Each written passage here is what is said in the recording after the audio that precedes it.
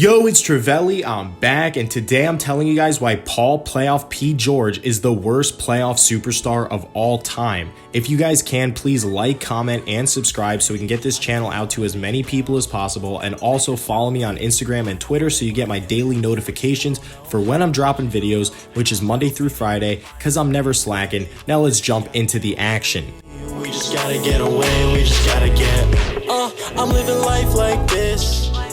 Now, ever since Paul George has entered the league, it seems he was thrown to the wolves in a sense because he was drafted by Indiana in 2010, and he was just a rookie as the big three in the East at the time was the Miami Heat, not the Brooklyn Nets, and they were just forming. And the remnants of the Boston Celtics big three was still intact pre-Ray Allen departing to Miami. Yet, Paul George was a promising prospect at the time. So, let's take you guys back to the beginning and see where it all started. Rookie season 2011. He helped the Pacers to secure a playoff berth in 2011. His time in Indiana in his rookie season was pretty much summed up by being too young to compete with the MVP D Rose Bulls, and they got gentlemen swept in his first year. And his playoff record tracker starts right here. He is 1-4 after his rookie season, and his first round exit of his playoff career. 2012. Paul George was much improved, going from 7.8 points per game in his rookie season to 12.1 points per game, and his minutes saw a significant increase this year as well. Going to the playoffs as a 3 seed this time, once again,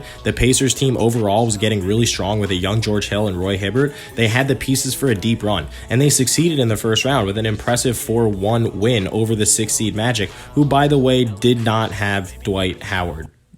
So there you go. RIP. Playoff record 5-5 at this point. And then what do you know? The big three eliminate Paul George and the Pacers in 6, with George making just 19 of 52 field goals. This, however, did set the stage for some nice rivalries in the East between the Pacers and Heat for the next couple years.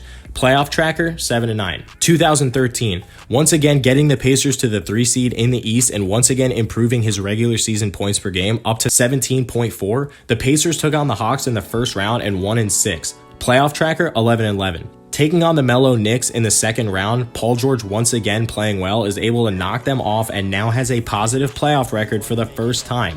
15-13. However, this would be a short-lived celebration because a rematch with the Heat would prove to be too much for Paul George and the Pacers, who were bounced after a super competitive and fun series that went the distance in 7 games. In my opinion, this was the mountaintop for Paul George. Going 7 with LeBron, D. Wade, and Bosh is something honestly to marvel, and I know I'm kind of taking on George this whole entire video in general, but at this point in time, you have to say that Paul George was a really solid playoff performer, especially going against all odds. But playoff tracker 18-17.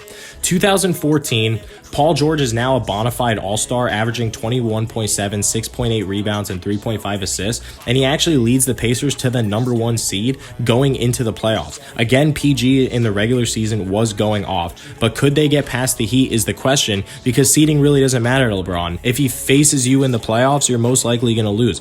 A similar playoff run leads the Pacers past the Hawks and Wizards in 7 and 6 respectively, but then the Heat pretty much own this series 4-2. Playoff tracker 28-26. I'm sorry guys, but from here on out, it really just goes downhill. 2015. This is really sad because it looked really good for PG coming off back-to-back Eastern Conference final appearances, but a compound fracture destroys his 2015 season, and PG only plays the final 6 games, which were irrelevant. Q 2016. Paul George returns to action and leads the Pacers to the playoffs again as a 7 seed this time to take on the Raptors, who were the 2 seed. They ended up losing in 7 in a hard-fought series. Playoff tracker 31-30. 2017. Things are getting interesting here because this season would really set the stage for things to come in the future for PG regarding free agency. After leading the Pacers to another 7 seed in consecutive years, his matchup with LeBron's Cavs was a nightmare for Paul and the Pacers, who were promptly swept in 4. I truly believe that this is what made Paul realize he needed someone else, and he was tired of having his dusty floor swept by LeBron in so many years, so he teams up with Russ and heads to OKC for 2018. They trade Oladipo and Sabonis to Indiana, and I'm pretty sure they regret that right now, considering that they're pretty much the worst team in the NBA. Playoff tracker for Paul George at this point, 31-34.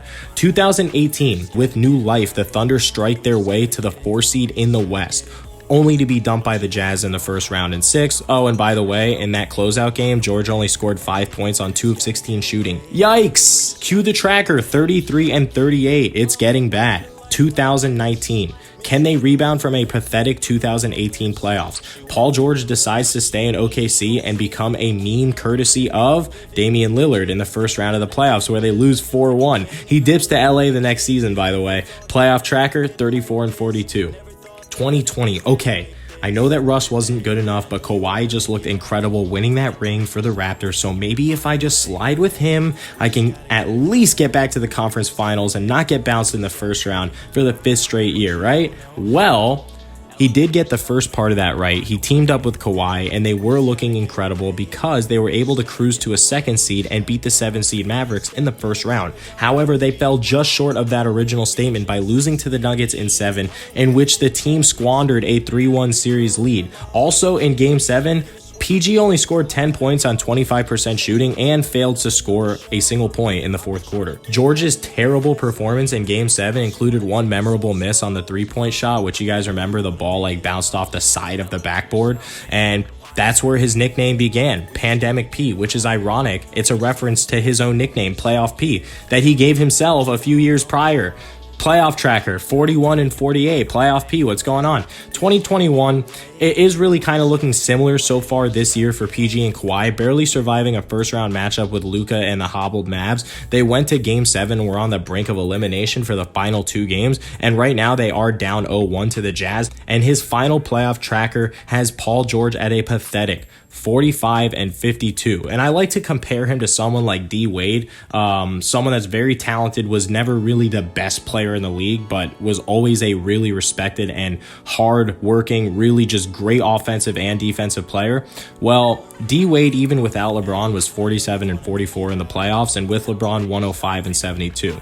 So in my opinion, just comparing him to someone like D Wade that went to the playoffs like every single year but didn't win every single time, well, you still have to think about it. PG is 45-52 and on the verge of another playoff bounce. This guy has had 5 first-round exits in the playoffs. I don't know. Can PG redeem himself and pull them back in this series? Let me know in the comments below. And as always, guys, have a great day. Peace. I'm living life like this. Maybe give a little glimpse, maybe give a little